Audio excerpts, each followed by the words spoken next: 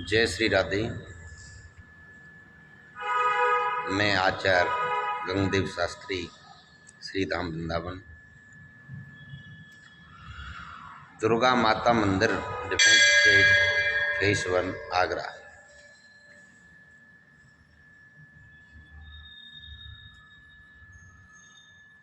कृष्णाय वासुदेवाय हरे परमात्मने प्रणतः क्लेशनाशाय गोविंदाय नमो नमः। सभी भक्तों को मैं आज कुछ नारी के उत्तम संस्कारों के बारे में बतलाना चाहता हूँ। स्त्री के उत्तम संस्कार क्या होते हैं, उस पर छोटी छोटी सी टिप्स हैं। जो भी हमारी माता बहन इस वीडियो को देखें और इन संस्कारों को अपने हृदय में उतारना चाहिए। उत्तम नारी के संस्कार। नंबर 1, सौंदर्य। सौंदर्य वर्ण, सुडोल, अंग प्रत्यंग, चाल, दृष्टि, भाव तथा तोड़ मरोड़ आदि में सुहावनपन और वाणी में माधुर्य और बाहरी सौंदर्य, क्षमा, प्रेम, उदारता, निर्विमानता, विनय, सहिष्णुता, समता, शांति, धीरता, वीरता, सत्य, सेवा, अहिंसा, ब्रह्मचर्य, शील, प्रभुभक्ति आदि सद्गुण तथा सद्भाव भीतर सौंदर्य है। ये जितने भी सौंदर्य मैं आपको बताए हैं, ये भीतरी सौंदर्य नारी के होनी चाहिए। नंबर बाहरी सौंदर्य, बाहरी तथा भीतरी दोनों ही सौंदर्य आवश्यक हैं स्त्री के अंदर। बाहर से भी सौंदर्य होनी चाहिए और अंदर से भी सौंदर्य, परंतु बाहरी की अपेक्षा भीतरी का महत्व अधिक है। रूपवती नारियों को रूप का गर्व न करके अपने अंदर सद्गुण तथा सद्भाव के सौंदर्य को बढ़ाना चाहिए। लज्जा, धर्म विरुद्ध, शील के विरुद्ध और समाज की पवित्र प्रथाओं के विरुद्ध कुछ भी करने में महान संकोच और पुरुष समाज के संसर्ग से बचने के लिए होने वाली दृष्टि संकोच, अंग संकोच और वाणी संकोच का नाम लज्जा है। स्त्री का दूसरा कारण है विनय। वाणी में, व्यवहार में तथा शरीर संचालन में गर्व, उग्रता, कठोरता तथा टेढ़पन का त्याग करके नम्र, सरल, स्नेहपूर्ण, आदर भावयुक्त और मधुर होना विनय है स्त्री का। तीसरी बात कही है संयम। शरीर, मन और वाणी को विषयों की ओर से यथासत्य हटाए रखना तथा उनको कभी भी अभेद तथा अकल्याणकारी कार्य में न लगने देने का नाम संयम है। इसी का तप भी कहते हैं। गीता में भगवान ने बतलाया है कि देव, द्विज, गुरुजन और ज्ञानी जनों की पूजा, शरीर की शुद्धि, सरलता, ब्रह्मचर्य, परपुरुष अथवा परस्त्री का सर्वथा त्याग एवं पति पत्नी में शास्त्रोक्त समाप्ति, संसर्ग तथा अहिंसा, किसी को भी चोट न पहुंचाना, ये संयम।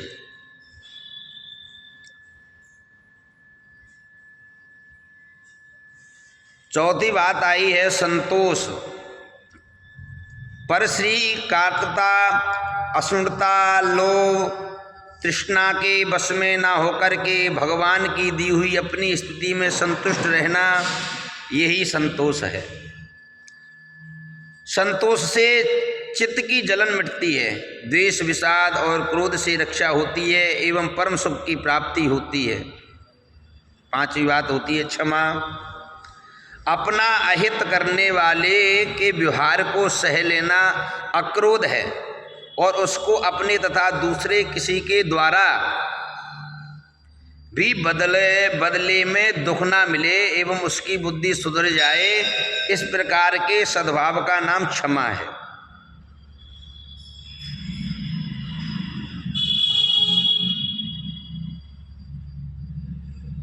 अक्रोध अक्रिय है, क्षमा सक्रिय है।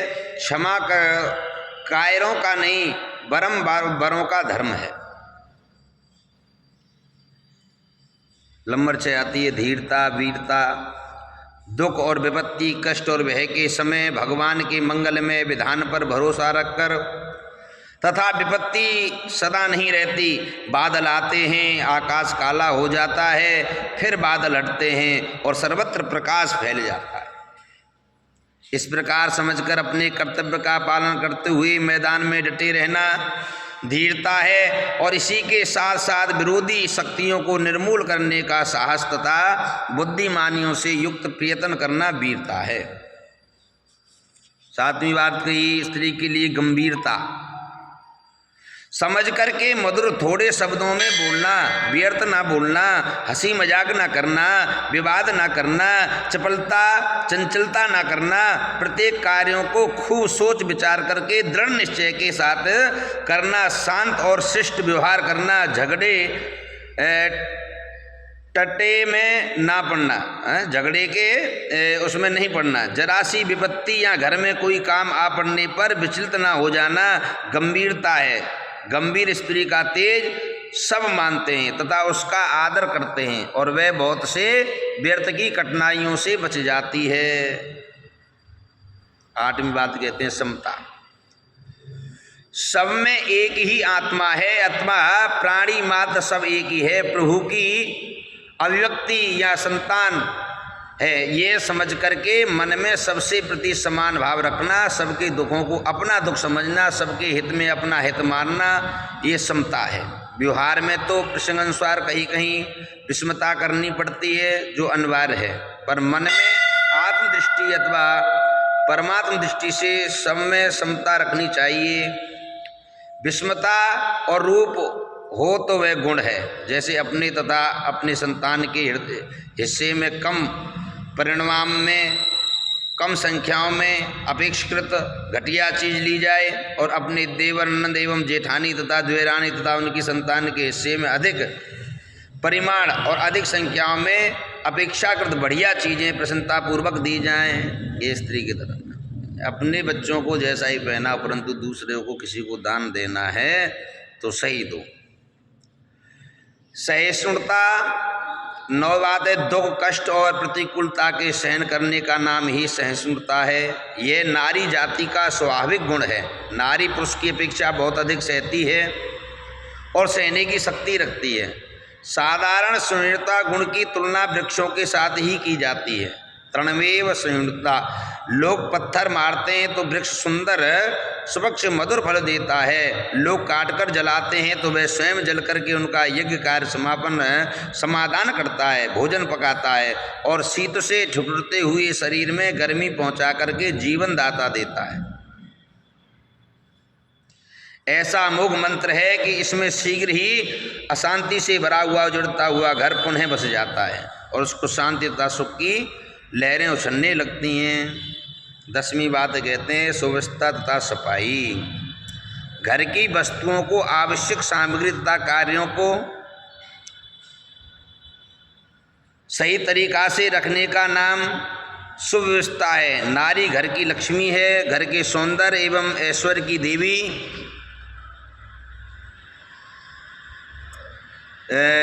देवी है।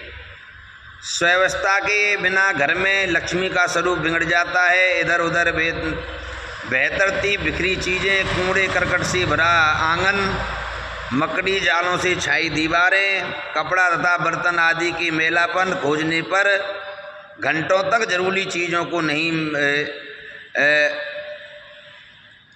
घंटों तक जरूरी चीज़ों का नहीं मिलना, आवश्यकता होने पर इधर उधर दौड़ धूप करना, किसी पर दोष लगाने की नौबत आती है। गंदगी तथा कूड़ा कंकट न रहने से रोग तथा रोगों के कीटाणु भी नहीं पैदा होते और व्यर्थ की सारी तकलीफें भी मिट जाती हैं। 11वीं बात कहते हैं शर्मशीलता। नारी घर में रहती है तो उसके स्वास्थ्य के लिए घर के काम ही सुंदर व्यायाम है। जो नारी शारीरिक परिश्रम करती है आलस तो उसके पास भटकता ही नहीं है, रोग तथा बुढ़ापा भी उससे दूर ही रहते हैं। खाया हुआ भोजन हजम होता है, रक्त में शक्ति तथा शुद्धि होती है, मन प्रवृत्त रहता है। आजकल कुछ नारियां कहती हैं कि घर में पैसा है, नौकर नौकरानियां काम कर सकती हैं, फिर हम मेहनत क्यों करें। ये बड़ी भूल है। नौकर नौकरानियां काम कर देंगी पर आपका खाया हुआ कैसे पचा देंगे, आपको स्वस्थ तथा शुद्ध रक्त में कहाँ से देंगी। फिर बिना संभालने के नौकरों से कराए हुए काम भी तो ठीक नहीं होते। चोरी शुरू हो जाती है, खर्च बढ़ जाता है, और सबसे बड़ी हानि ये होती है घर में आलस और रोगों की उत्पत्ति होती है।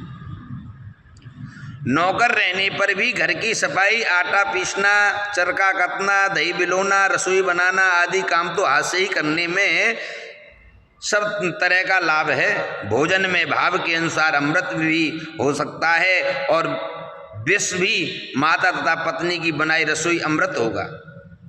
खर्च भी बचेगा और विशुद्धि भी रहेगी।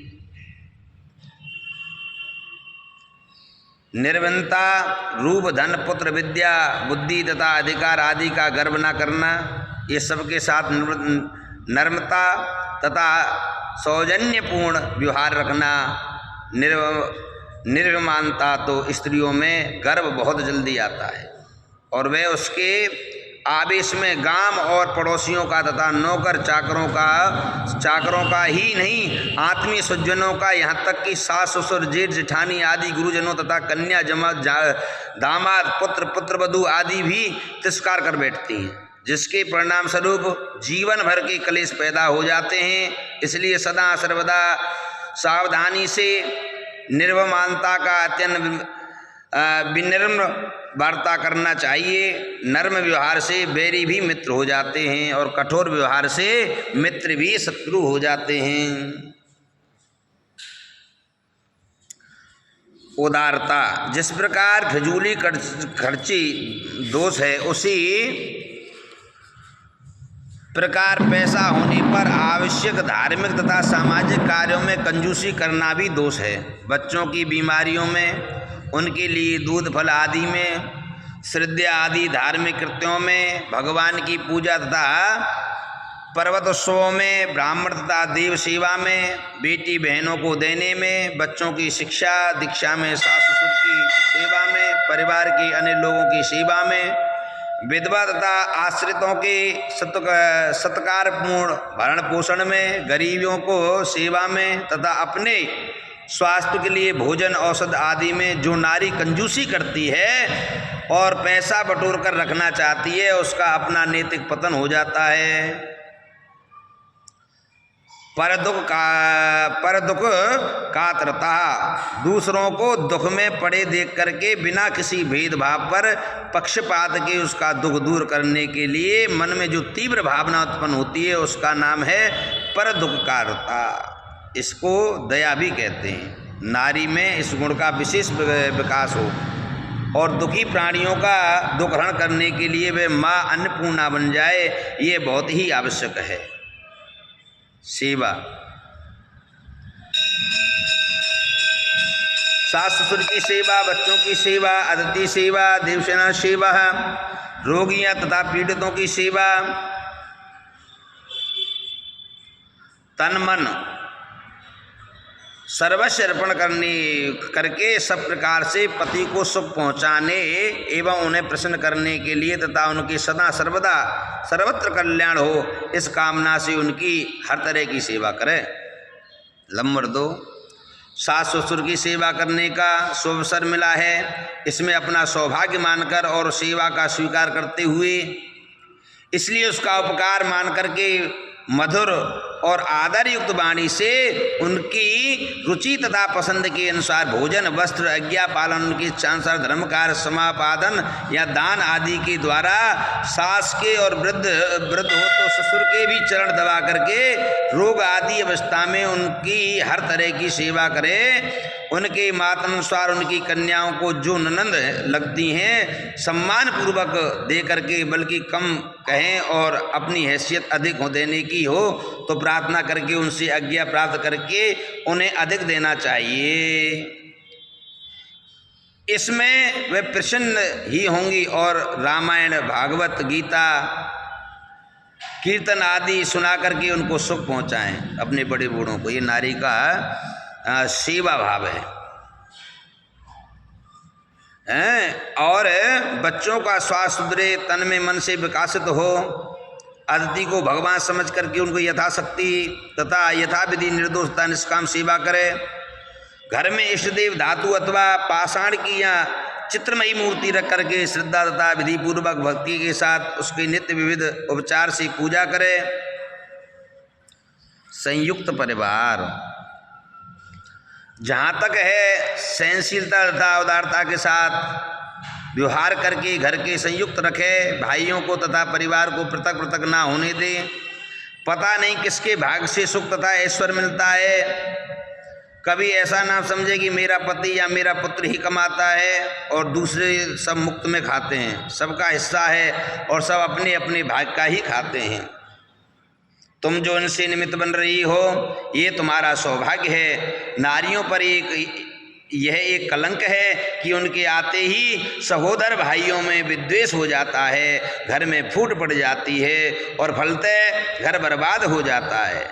इन कलहों को धोना चाहिए और पति पुत्रों को समझा करके यथासाध्य संयुक्त परिवार तथा संयुक्त भोजन रहे, ऐसी चेष्टा करनी चाहिए। सेवा भाव तथा प्रेम जितना ही अधिक होगा उतना ही त्याग अधिक होगा। प्रेम की भीत त्याग है। जहाँ प्रेम होगा वहीं पृथक होने पर प्रश्न ही नहीं उठेगा। स्त्री की एक और उत्तम जो स्त्री होती हैं वो है भक्ति। जीवन के प्रत्येक कर्म के द्वारा भगवान की सेवा करना, मन के प्रत्येक संकल्प के द्वारा प्रभु का चिंतन, प्रभु के प्रति आत्मसमर्पण, प्रभु की पृथ्वी करने की उत्कंठा, ये भक्ति के मुख्य रूप हैं। इसके विभिन्न विधान हैं, उनको जान करके यथासाध्य प्रतिदिन नियमित रूप से भगवान के नाम का जप चिंतन, उनकी लीलाओं गाथाओं का वाचन श्रवण मनन और उनके दिव्य स्वरूप का ध्यान, उनकी आज्ञा का पालन एवं उनकी वाणी श्रीमद् भगवत गीता तथा उनकी पवित्र चरित्र श्री रामायण तथा भागवत का अध्ययन करना चाहिए। सादगी, तन में मन में तथा वचनों में कहीं भी दिखावट, दम्भ, बहारी, श्रृंगार, शौकीन, कुटिलता नहीं हो।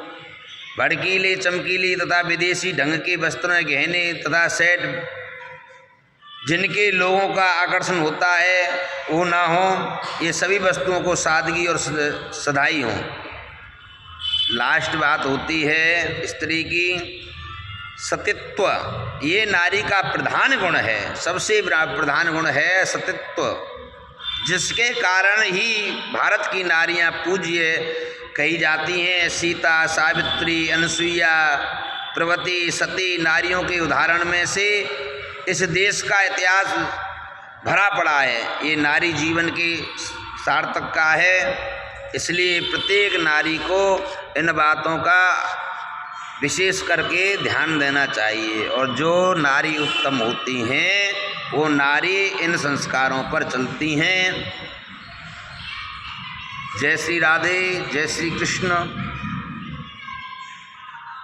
प्रत्येक माता बहन इसको वीडियो को सुने और सब्सक्राइब करें और इस पर थोड़ा चिंतन करें, मंथन करें, कहीं हम अपनी ऊपर कहीं गलती तो नहीं कर रहे, क्या हमारे अंदर ये गुण हैं,